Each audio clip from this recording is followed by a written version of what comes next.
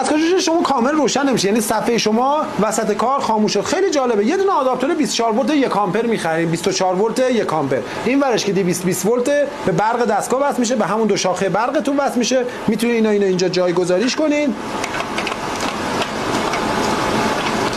داخل اینجا و اینجا یه مثبت منفی بهتون میده، یه مثبت و منفی بهتون میده. خب من اینو برگردونم اینور. شما میتونید، من اینجا 24 ولت هم حالا با یه آداپتور سرخود دارم اینجا روشنش میکنم.